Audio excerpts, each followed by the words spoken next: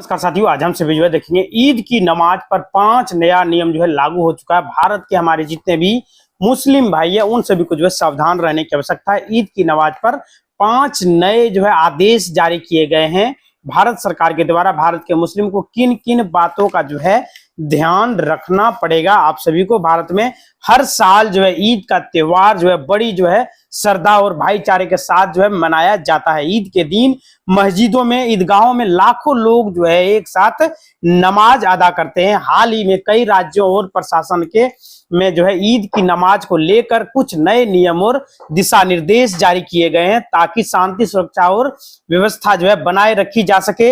ऐसे में सभी लोगों के लिए इन नियमों की जानकारी होना सभी को बेहद जरूरी है। तय स्थानों पर ही नमाज अदा करने की अनुमति दी गई है ताकि आप सभी को कोई भी परेशानी ना हो। प्रशासन ने स्पष्ट किया है कि ईद की नमाज केवल जो है निर्धारित मस्जिदों और ईदगाहों पर ही अदा की जाएगी। सड़कों या चौराहों पर या सार्वजनिक स्थानों पर नमाज पढ़ने की अनुमति बिल्कुल भी नहीं है। आप सभी अपने मस्जिद में जाकर जो है नमाज अदा कर सकते हैं। समय का जो है विशेष ध्यान रखने की आवश्यकता है। कई जगहों पर प्रशासन ने नमाज का समय पहले ही तय कर दिया है। सभी लोगों से अपील की गई है कि वे जो है उसी समय नमाज अदा करें और भीड़ को नियंत्रित रखने के लिए सभी कोई आपस में सहयोग करे। कहीं भी भीड़ भाड़ ज्यादा ना लगाएं, यानी जो स्थान तय किया गया वहीं पर जाके आप सभी जो है नमाज अदा करें। सुरक्षा व्यवस्था का जो है सभी को पालन करने के लिए कहा गया है। ईद के मौके पर जो है सुरक्षा व्यवस्था कड़ी रहेगी।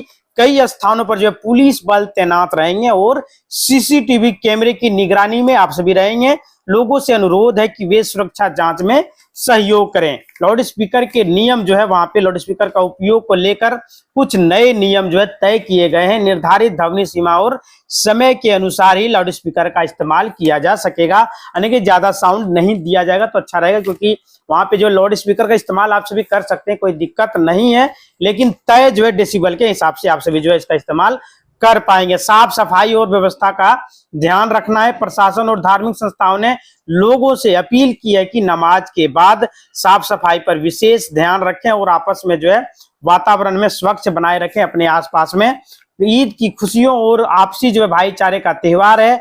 सभी लोग जो है प्रशासन द्वारा जारी दिशा निर्देशों का पालन करें तो त्योहार शांतिपूर्ण और सुरक्षित तरीके से आप सभी जो है मना सकते हैं। इसलिए जो है सभी से अपील है कि नियमों का सम्मान करें और जो है एक दूसरे के साथ मिलकर ईद की खुशियां जो है साझा करें, जिसे जो है हमारे सभी मुस्लिम भाई आपस में जो है मिलकर मनाते हैं। भारत में मार्च 2026 में ईद उल फितर के अवसर पर जो है सरकार ने प्रशासन द्वारा लागू व्यवस्था बनाए हैं रखने के लिए जो है कुछ महत्वपूर्ण दिशा निर्देश जारी किए हैं, जिसमें कि सावधानी बरतने की आवश्यकता है। सोशल मीडिया पर 5 नए नियम पर जो है चर्चा चल रही है। इनमें जो है मुख्य रूप से जो है सुरक्षा और व्यवस्था से संबंधित दिशा निर्देश को देखा जा सकता है। ईद जो है 2026 के लिए मुख्य दिशा निर्देश और सावधानी क्या है? सड़क पर जो है नमाज पढ़ने से परहेज करें।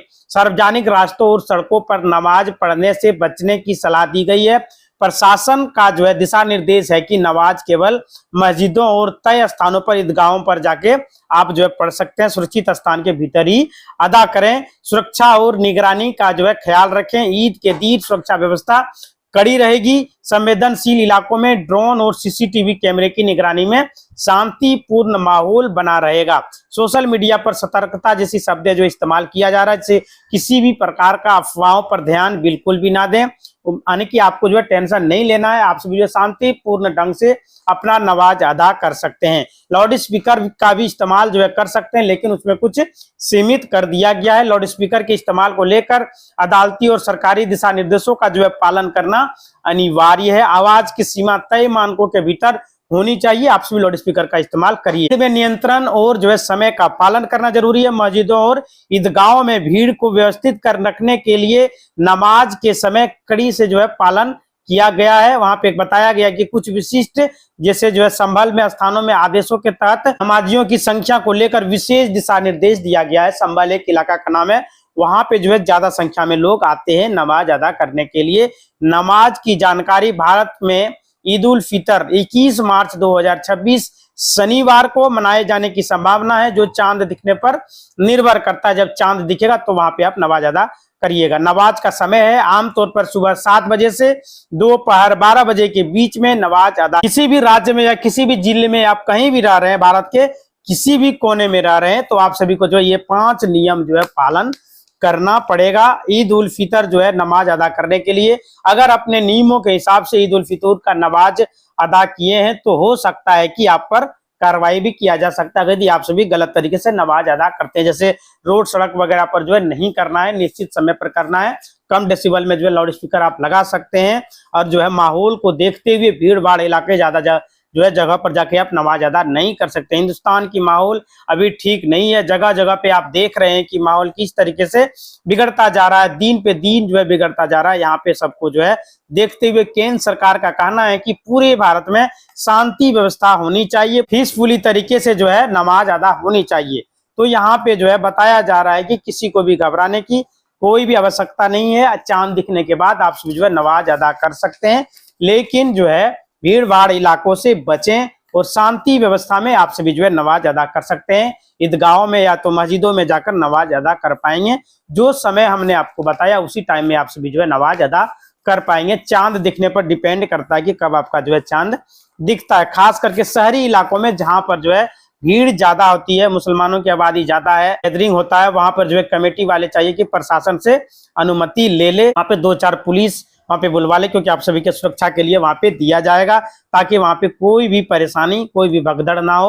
और लाउड स्पीकर का भी इस्तेमाल कीजिए, वहां पे थोड़ा कम साउंड में आप बजा सकते हैं। जैसे कि बताया जा रहा है पुलिस और प्रशासन से ये सुनिश्चित करते हैं कि नमाज जो है समय ट्रैफिक जाम या कानून व्यवस्था की कोई भी समस्या ना हो। पुलिस वाले को भी जिम्मेदारी दी गई है कि नमाज के समय ट्रैफिक जाम नहीं होनी चाहिए, कानून व्यवस्था की समस्या ना हो। यानी कि जो है बहुत सारे ऐसे नमाजी होते हैं जो कि दूसरे मतलब कहीं भी जाके जो है नमाज पढ़ने लगते हैं, नमाज के टाइम पे ट्रैफिक जाम होने की संभावना जो है आ जाती है। मुस्लिम समाज के लोग जो है टाइम पे मस्जिद नहीं पहुंच पाते हैं, तो वे सभी रास्ते में ही नमाज पढ़ना शुरू कर देते हैं।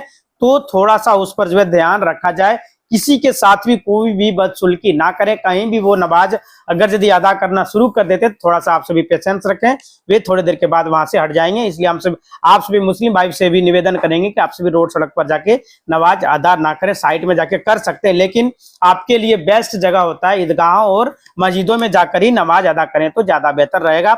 आपके राज्य में अलग अलग नियम हो सकते हैं, लेकिन आपके जिले में अलग अलग नियम हो सकते हैं, बट जो है भारत सरकार के द्वारा जो दिशा निर्देश जो दिया गया उसका पालन करें। चाहे आप उत्तर प्रदेश में हो या बिहार में हो या झारखंड में हो या यूपी में हो, कहीं से भी हैं, तो आप सभी पर यह नियम प्रभावी रूप से लागू होता है। पूरे भारत के किसी भी कोने में आप हैं, वहां पे आपको यह नियम पालन करना पड़ेगा। ये 5 नियम आप सभी के लिए बनाया गया है। ये आप सभी की जिम्मेदारी है कि नमाज के समय किसी को भी कोई भी परेशानी कोई भी दिक्कत ना हो। खास करके जो है सभी पुलिस वालों को दिशा निर्देश दिया गया है कि कहीं से भी कोई भी जो है गड़बड़ी की सूचना ना मिले। यह नहीं है कि आप सभी जो है सड़क पर ही नमाज पढ़ रहे हैं और दूसरों को आने जाने में दिक्कत हो रही है, तो ऐसा आप लोग बिल्कुल भी काम नहीं करें। और क्योंकि अभी जो है भारत की स्थिति जो है ठीक नहीं है, तो इसलिए आप सभी को ऐसा काम नहीं करना है। भले ही आप जो पीछे हो गए, मस्जिद ना जा पाए हो, फिर भी जो है किसी दूसरे व्यक्ति को कोई भी परेशानी ना हो। उससे पिछले साल जो है बहुत सारे लोगों ने जो है ऐसा किया था, लेकिन इस बार आपको बिल्कुल भी नहीं करना है। यानी कि भारत की स्थिति जो है दिन पे दिन बिगड़ती जा रही है, क्योंकि यहाँ पे जो अन्य दूसरे देश में जो लड़ाई चल रहा है, इस वजह से जो है तेल पेट्रोल में जो है थोड़ा सा परेशानी हो रहा है। तो ऐसा काम आप सभी ना करें। और अगर आप दिल्ली के रहने वाले हैं, उत्तम नगर के हैं, तो हालात जो है आप सभी देख सकते हैं, इसलिए दिल्ली वालों के लिए थोड़ा सा सावधानी बरतना जरूरी है। सही तरीके से नमाज पढ़ना चाहिए, किसी भाई को भी कोई भी दिक्कत नहीं होनी चाहिए, कोई भी तनाव नहीं होनी चाहिए। सही तरीके से नमाज अदा कीजिए। यानी कि जो है हमारे जितने भी मुस्लिम भाई हैं, आप सभी थोड़ा सा जो है एक्टिव हो जाए तो कोई भी दिक्कत नहीं होगा। इसी तरह का वीडियो देखने के लिए चैनल को लाइक करें, शेयर करें और सब्सक्राइब करें। धन्यवाद।